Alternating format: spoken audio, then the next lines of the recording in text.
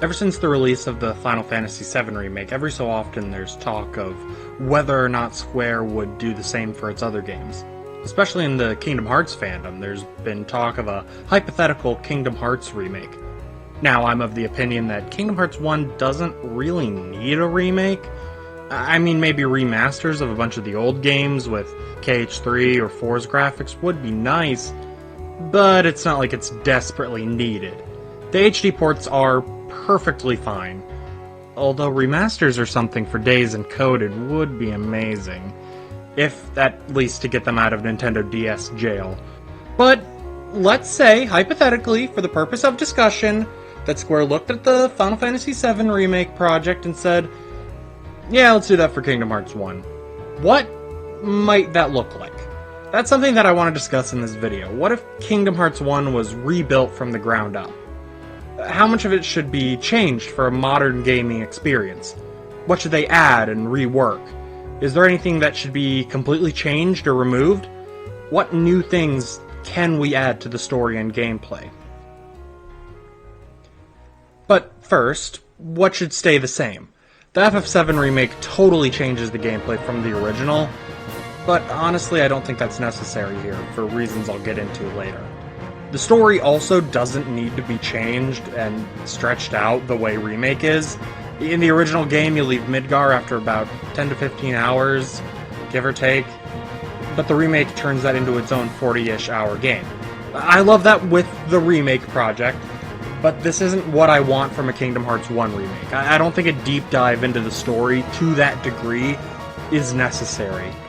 And we definitely don't need to turn this into a meta-narrative on the nature of remakes and retellings and being able to tell your own story with the expectations of the world looming over you and breaking free from fate to change what's been predetermined. Again, I love that in Remake and Rebirth, and it's partially because of that narrative that it makes them some of my favorite games of all time. But that's not what I want to do here. This doesn't necessarily have to replace Kingdom Hearts 1 in the series lineup, but it could. That's kind of what I'm going for. Also, the world design is, for the most part, fine. I want to keep that mostly the same. Along with the gameplay, again, just keep it the same. Now for the changes from the original game. Well, let's start with some basics. Update the graphics to be in line with Kingdom Hearts 3, update the soundtrack, update the UI with quality of life improvements, you know, small things like how to equip abilities, you have to click on them, and then click again to confirm. Meanwhile, in KH2 onwards, it just takes one click. Give the game a minimap in the corner like the rest of the series got. Kingdom Hearts 1's worlds are the most confusing to navigate in the whole series if you're a newcomer. Lastly, I think they should add custom command menus for each world. Kingdom Hearts 2 and 3 both do this, and it's a fun and cute feature. Makes the worlds feel a little more unique. Now on to the more substantial changes.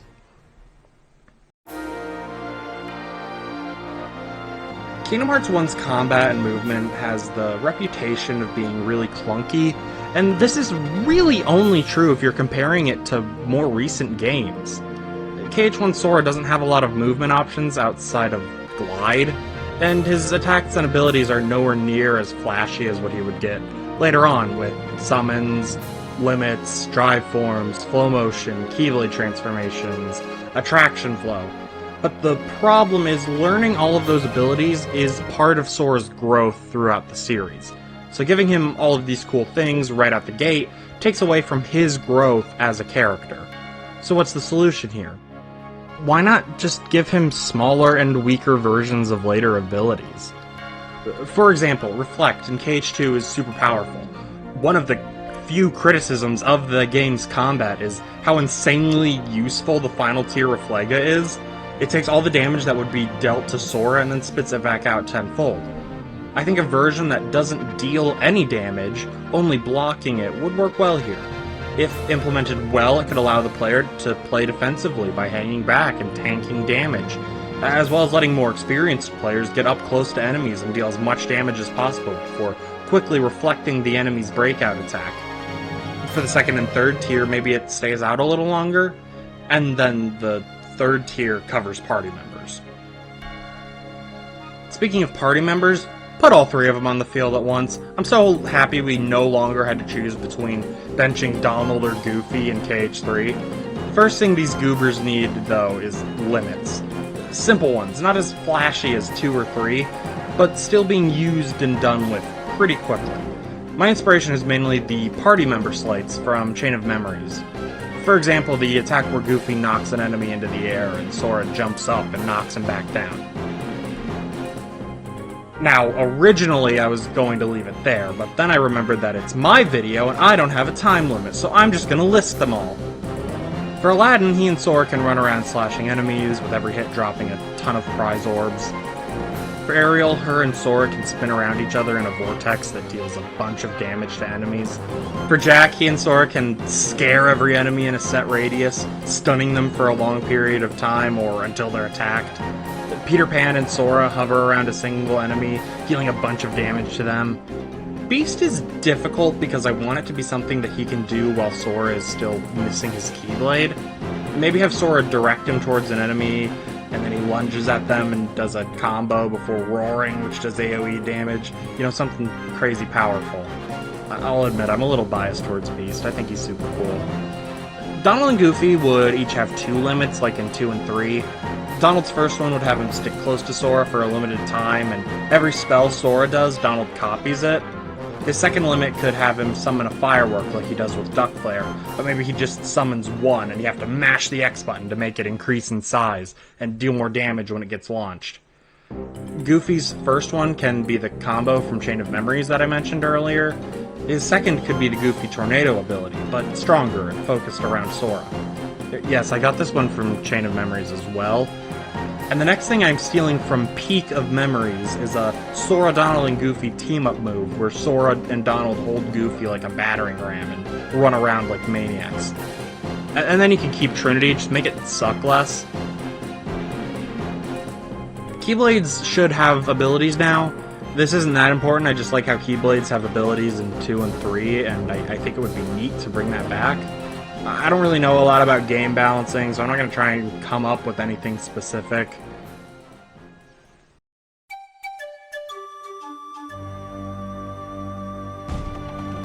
Alright, so this next one is a very big change, but I think we should change Deep Jungle into a Jungle Book world. Alright, it's pretty common knowledge that the reason why Deep Jungle and the Tarzan characters never showed up again is because Disney lost the rights to them. Although that hasn't stopped them from being included in remasters and re-releases of Kingdom Hearts 1, I'm not sure that the Edgar Rice Burroughs estate would be cool with them being included here in what's essentially a new game. But we're in luck, because there's another world that Square has been toying with the idea of including for a while, and that's the Jungle Book. And they've gotten close, with unfinished levels being present in the files of Birth by Sleep, and medals of Mowgli, Baloo, and King Louie appearing in Union Cross.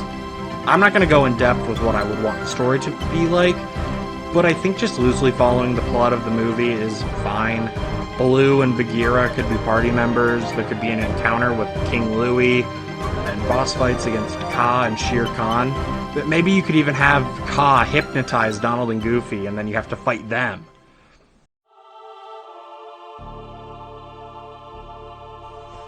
This next one is also a little more in-depth, but D-Links. Now, they were a really neat idea, and it's really messed up that we've only ever seen it in Birth by Sleep. Making connections with people and turning that into powers that you use in battle is the most Kingdom Hearts thing I've ever heard. And it's locked in Birth by Sleep, a game where you can't even play as Sora. Little Mr. My friends are my power. And they can be super simple, like a power-up that you activate and it stays in play for like a minute. Oh, but Robbie, that sounds completely different from the D-Links from Birth by Sleep. Why call it that and not just come up with something new? Because I like the basic concept of D-Links, but obviously it's designed around the command deck, which doesn't exist in Kingdom Hearts 1, thank God. And you already know I'm making a list of them. So things like, you get one for Riku, and maybe that boosts damage. Kairi gives you a regen effect. Leon will boost your fire damage, and Yuffie can make an enemy attack do 0 damage.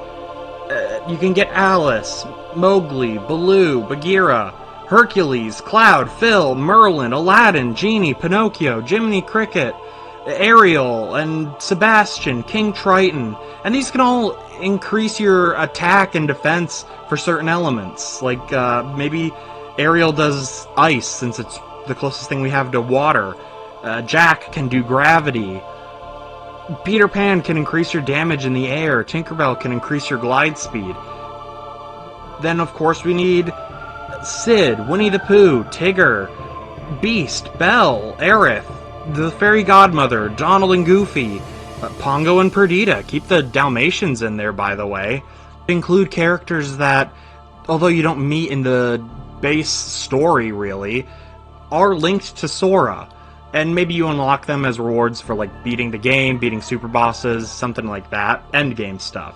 But, like, Mickey Mouse, Ventus, Roxas, hell, even Shion, Naminé, maybe even Ansem, and the Seeker of Darkness, not the Wise. Although, if you really want to include the Wise, sure, why not? Hell, even Aqua, she meets him in Birth by Sleep. Then you could also have one for maybe Sora from the original universe timeline, but that's getting into spoilers for this video. And these endgame dealings can be like the organization cards that were added in the 1.5 release of Chain of Memories, where they have incredibly strong but situational abilities that if you build your deck around it, it can be insanely strong. You know, stuff like that, that's just, like, insane. And you can mix around the abilities if you have any ideas. And definitely let me know in the comments if you have any for characters that I missed, or, you know, ideas for abilities. Also, the D stands for Dimension. Get your mind out of the gutter.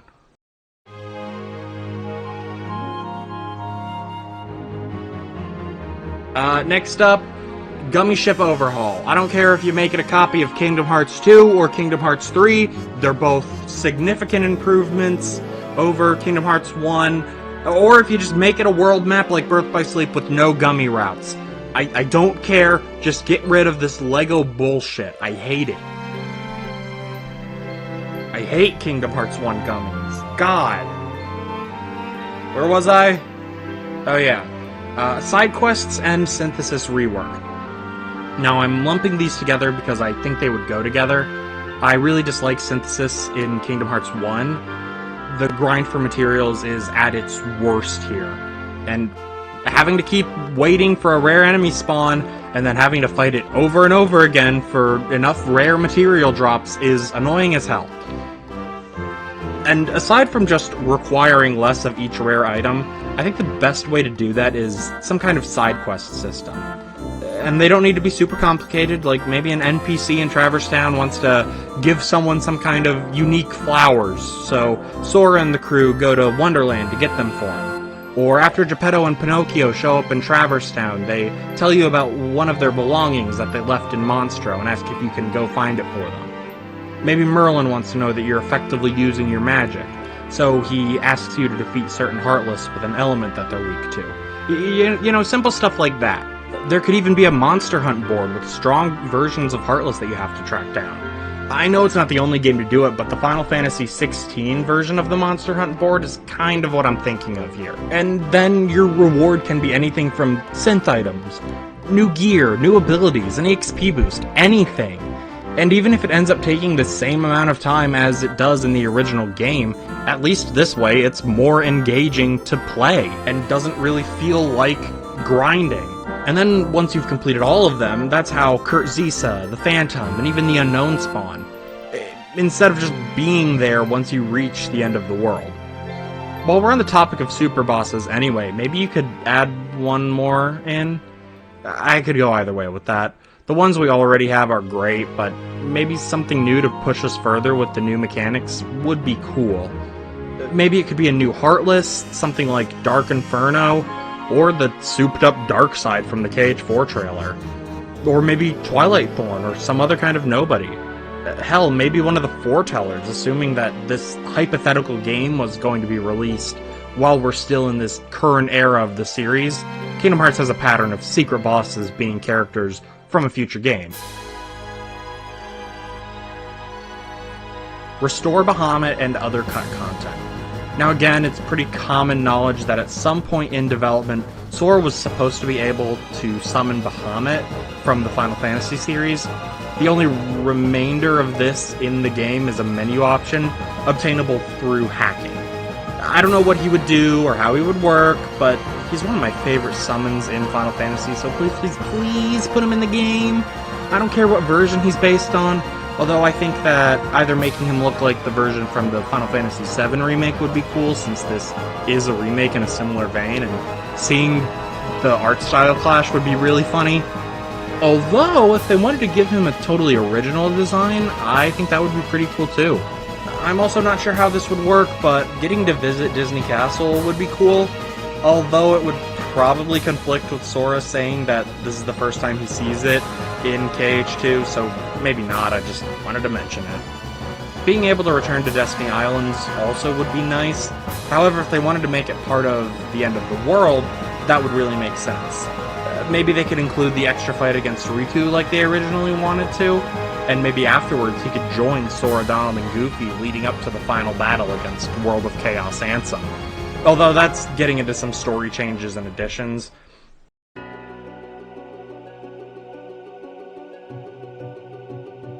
Aside from anything I've already mentioned, I don't think there's any major changes that I'd make with the story. It would probably be a good idea to change some lines, like the infamous "there can't be two Keyblade Masters" line. Things like that to keep the story more consistent with the rest of the series.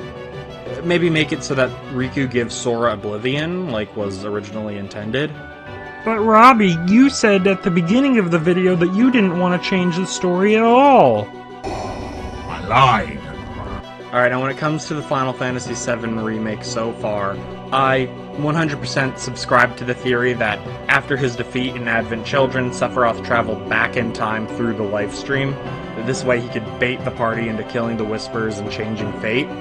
And look, this is the part of the video where it turns into glorified fanfiction, so if that's not what you signed up for, you're welcome to skip ahead to the next segment.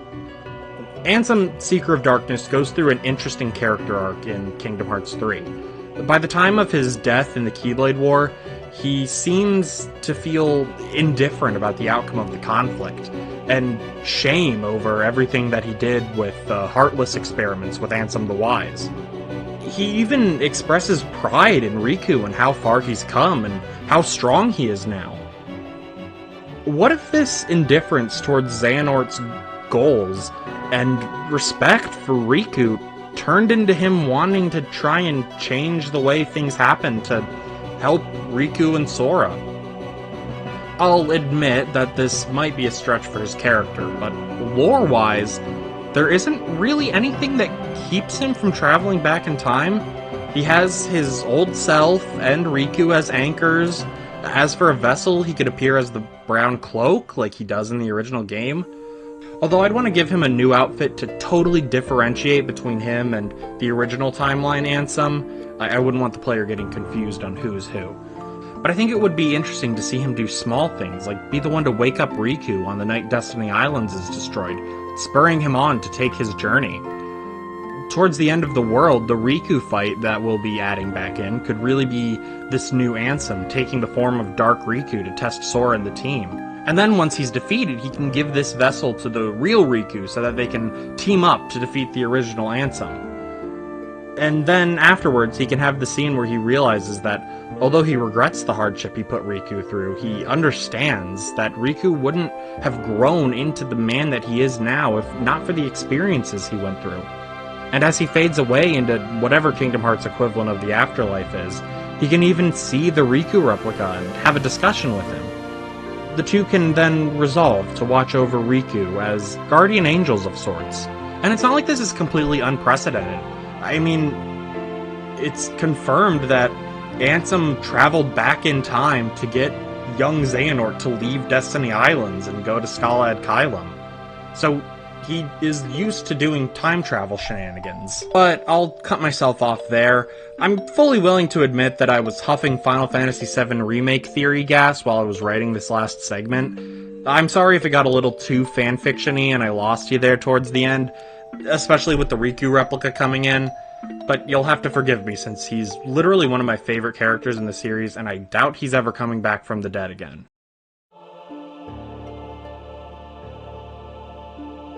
But before we finish, there's one more thing I want to add to this game. Now, in every game in the series, whenever Sora is playable, Riku is as well. In Chain of Memories, after finishing Sora's story, Riku becomes available. In Kingdom Hearts 2, it's possible for Xemnas to incapacitate Sora, and the player has to take control of Riku to rescue him. In Days, both of them are unlockable in the mission mode. In Coded, we don't technically play as the real Sora, since Data Sora is a different character, so technically that doesn't break the rule. And then in Dream Drop Distance, we just switch between the two. And in Kingdom Hearts 3, Riku is playable during certain segments. But there's one game that breaks this rule. Kingdom Hearts 1.